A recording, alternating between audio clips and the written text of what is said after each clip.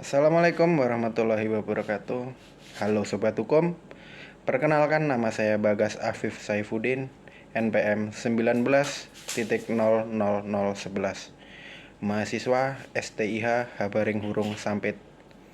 Saya di sini mungkin akan menjelaskan sedikit pengertian dari hukum acara tata usaha negara, kemudian kelemahannya, kemudian kelebihannya, untuk memenuhi tugas dari Pak Rory Pramudia, mata kuliah Hukum Acara Tata Usaha Negara.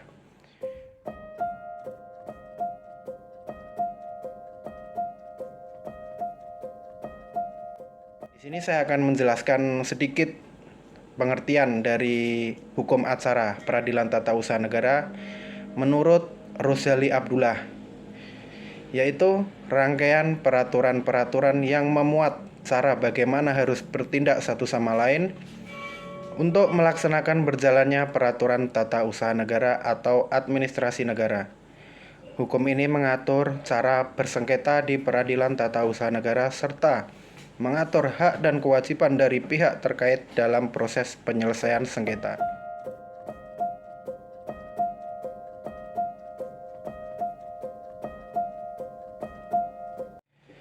Kemudian kelemahannya mungkin yang pertama adalah gugat balik atau gugat rekonvensi. Dalam hukum acara peradilan tata usaha negara tidak mungkin dikenal gugat rekonvensi karena dalam gugatan rekonvensi berarti kedudukan para pihak menjadi berbalik. Kedudukan para pihak dalam hukum acara peradilan tata usaha negara telah definitif, tidak dapat diubah-ubah. Penggugat tidak merupakan individu atau badan hukum perdata, sedangkan tergugat tetap merupakan badan atau pejabat tata usaha negara. Kemudian yang kedua, tenggang waktu mengajukan gugatan dalam hukum acara tata usaha negara yaitu 90 hari yang dihitung sejak saat diterimanya atau diumumkannya keputusan tata usaha negara.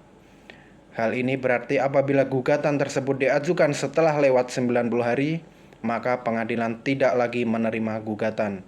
Oleh karena itu, penggugat harus pandai-pandai menghitung batas waktu tersebut. Karena kalau lewat waktu tersebut, gugatan akan ditolak oleh pengadilan. Kemudian yang ketiga, putusan first take. Berdasarkan pasal 72 ayat 1 Undang-Undang Nomor 5 Tahun 1986, tidak dikenal putusan first take. Hal ini disebabkan dengan alasan bahwa tidak mungkin badan atau pejabat tata usaha negara yang digugat tidak diketahui alamatnya yang jelas. Kemudian yang keempat, jurusita. Dalam peradilan tata usaha negara tidak dikenal jurusita. Pemanggilan para pihak yang bersengketa dalam peradilan tata usaha negara dilakukan dengan cara melalui surat menyurat. Dalam ketentuan pasal 65 Undang-Undang Nomor 5 Tahun 1986 mengatur tentang prosedur pemanggilan para pihak yang bersengketa dalam peradilan tata usaha negara.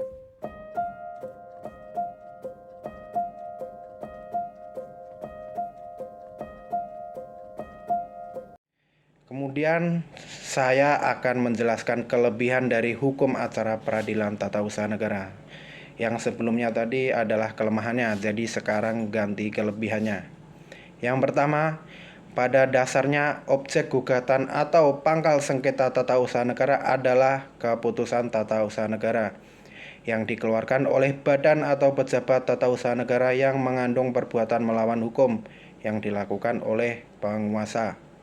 Kemudian yang kedua, kedudukan para pihak dalam sengketa tata usaha negara selalu menempatkan seseorang atau badan hukum perdata sebagai pihak penggugat dan atau pejabat tata usaha negara sebagai pihak tergugat. Kemudian yang ketiga, tuntutan dalam gugatan. Dalam hukum acara peradilan tata usaha negara hanya dikenal satu macam tuntutan pokok yang berupa tuntutan agar keputusan tata usaha negara yang digugat itu dinyatakan batal atau tidak sah, atau tuntutan agar keputusan tata usaha negara yang dimohonkan oleh penggugat dikeluarkan oleh tergugat. sedangkan tuntutan tambahan yang dibolehkan hanya berupa ganti kerugian. Kemudian selanjutnya yang keempat adalah rapat permusyawaratan dalam peradilan tata usaha negara sebelum pemeriksaan pokok. Sengketa dilakukan dulu rapat pemusyawaratan menurut Wicipto Setiadi. Rapat pemusyawaratan adalah merupakan suatu prosedur penyelesaian perkara yang disederhanakan.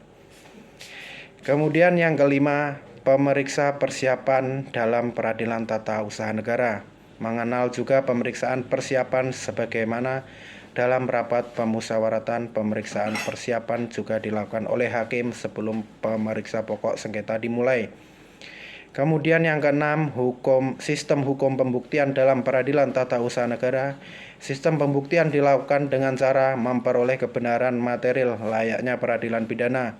Hal ini dapat dilihat dalam ketentuan pasal 107 Undang-Undang Nomor 5 Tahun 1986 yang berbunyi, hakim menentukan apa yang harus dibuktikan, beban pembuktian beserta penilaian pembuktian, dan untuk sahnya pembuktian diperlukan sekurang-kurangnya 2 alat bukti berdasarkan keyakinan hakim. Kemudian yang ketujuh, sifat erga omnesnya putusan pengadilan. Dalam peradilan tata usaha negara, putusan hakim selain mengikat para pihak yang berperkara, mengikat atau berlaku juga bagi siapa saja di luar yang berperkara. Dengan kata lain, putusan peradilan tata usaha negara yang telah berkekuatan hukum tetap pada dasarnya merupakan keputusan hukum yang bersifat hukum publik. Kemudian yang kedelapan, hakim ad hoc. Dalam peradilan tata usaha negara mengenal hakim ad hoc. Hal ini dapat dilihat dalam ketentuan pasal 135 Undang-Undang Nomor 5 Tahun 1986. Kemudian yang terakhir, yang kesembilan, dalam peradilan tata usaha negara, kedudukan pengadilan tinggi dapat sebagai pengadilan tingkat pertama dalam hal sebagai berikut. Yang pertama, berkedudukan sebagai pengadilan tingkat pertama dan terakhir dalam sengketa mengadili kewenangan, mengadili antara peradilan tata usaha negara di dalam daerah hukumnya. Itu tercantum pada pasal 51 ayat 2 Undang-Undang Nomor 5 Tahun 1986.